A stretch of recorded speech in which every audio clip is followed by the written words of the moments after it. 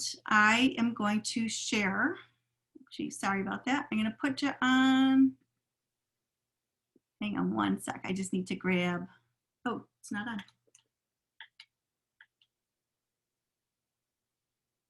Hang on one second. My little projector here is not on.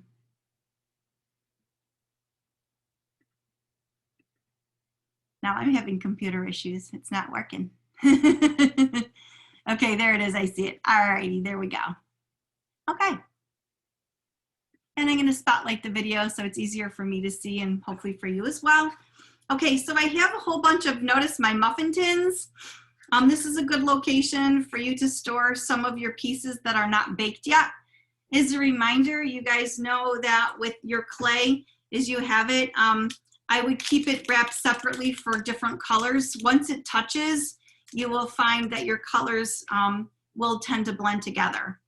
Okay, so I'm gonna just kind of slide this over to the side because I have a bunch of stuff in front of me.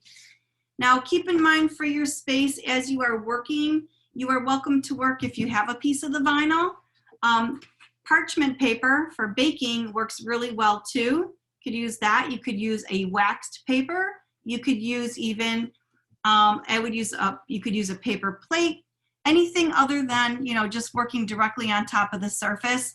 So kind of like regular clay when you're working on it, it could stick to your surface, number one, and number two, it leaves a little bit of an oily residue. So it's nice to have a nice clean surface to work on. So with my pieces, I have both a butter knife in front of me and an X-Acto knife.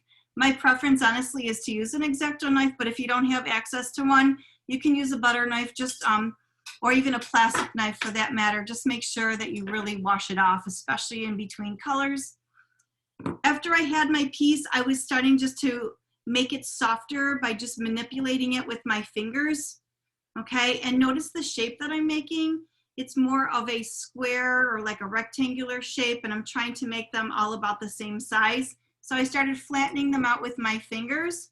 I can also take, and I'm just using anything that I have. In this case, I have just a glue stick, and I can just roll it out a little bit just to make sure it's nice and flat. So for this part, you are welcome to use 2 colors. If you wanted to use 3, you could even use 3 colors. So I decided for this, I'm going to use 3 colors. I like what it looks like with the 3. Okay, but 2 is absolutely fine. Now you maybe can see that it's like a little bit of a faded blue color right there.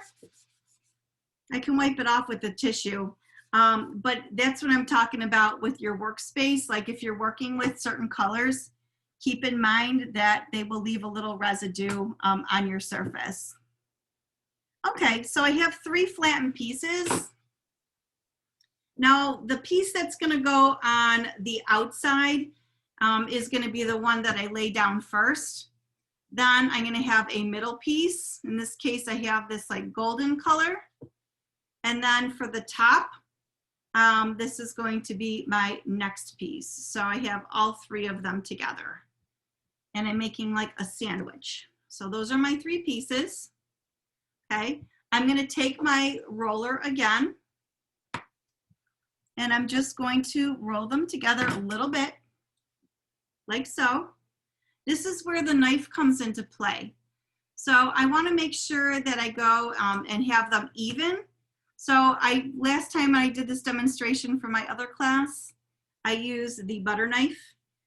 These little extra pieces, guys, are great to use for other things. So don't throw them out. I have a little container there that just has like all my extras.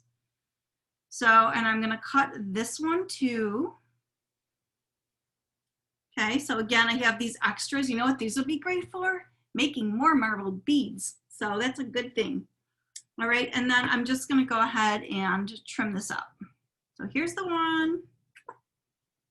And last side. I'm going to shrink this a little. Okay, and one last part right here. Now you can figure there's not one right way to do this. Last time I had the blue on the outside, so just to switch it up a little bit, I'm going to have this pinkish color on the outside. Okay, So now what I'm going to do is I'm going to roll it nice and tight. So again, I have my surface and I'm kind of pushing it to the inside like so. And I'm going to roll it till it's done at the end. Okay, now with this part right here, see how the end, what it looks like? I want to make sure that I cover, and I can use a knife, whatever knife it is. I can actually kind of do it like a little bit of a beveled edge. I'll show you why. I'm going to go back with the X-Acto knife. It just makes it a little bit easier. I just did a little trim is all. So what happens, here's my edge. When I fold it over, I'm going to recover it. See how I'm smoothing it out like you did even with your other clay.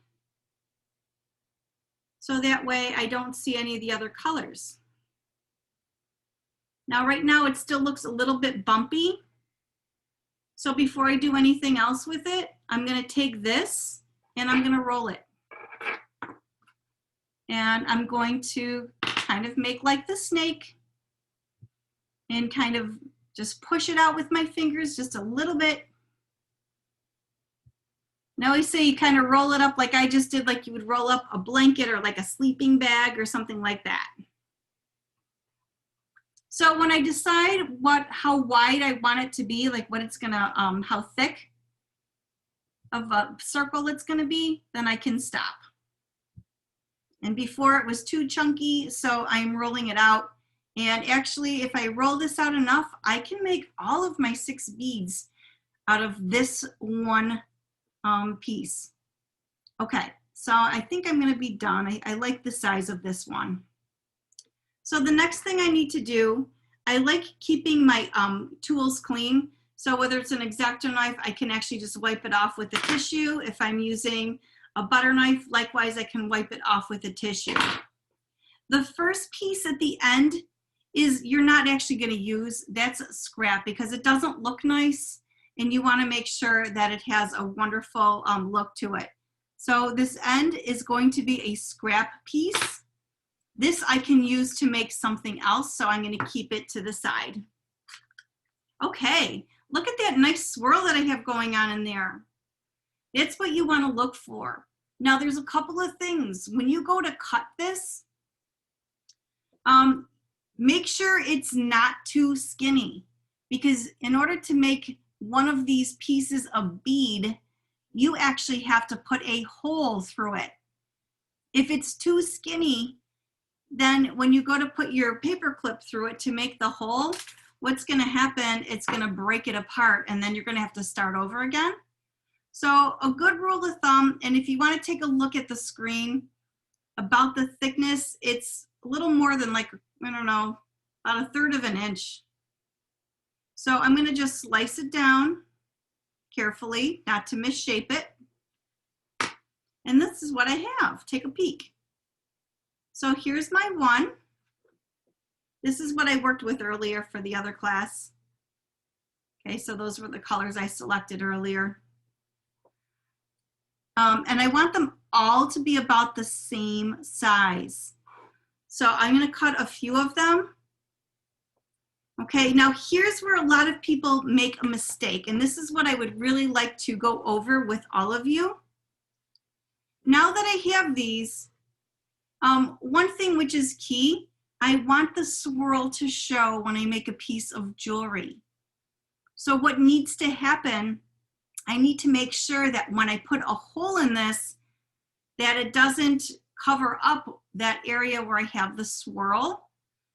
So when I make the hole with my paper clip, it's gonna go through not the swirl side, you wanna put it through the solid color area, okay? So it's gonna go through a side, not like the top or the bottom, it's gonna go through the side. Now when I put my hole in there, same thing like I was doing yesterday, I like to wiggle it through.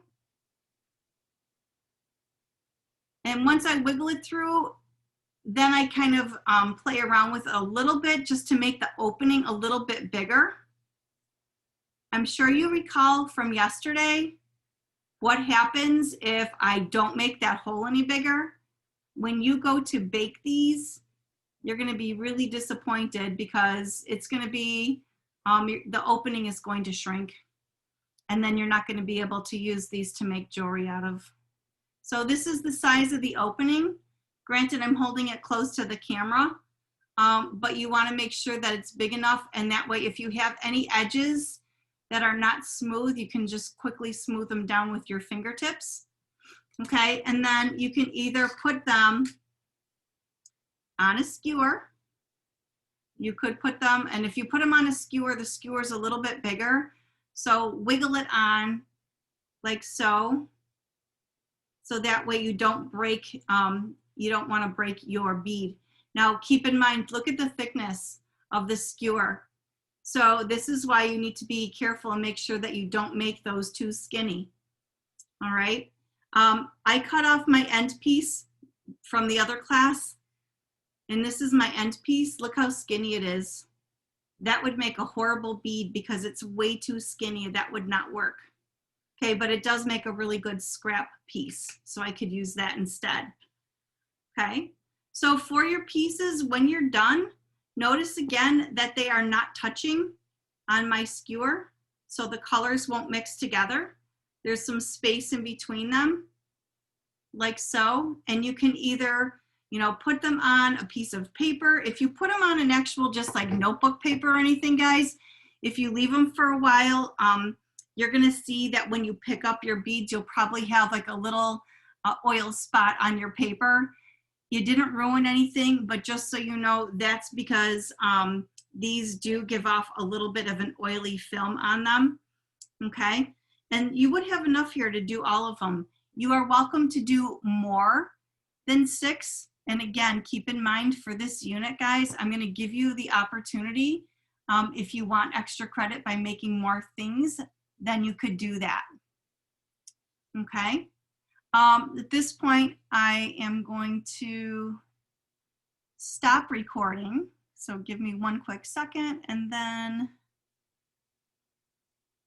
let me see, oh, there we go. Okay,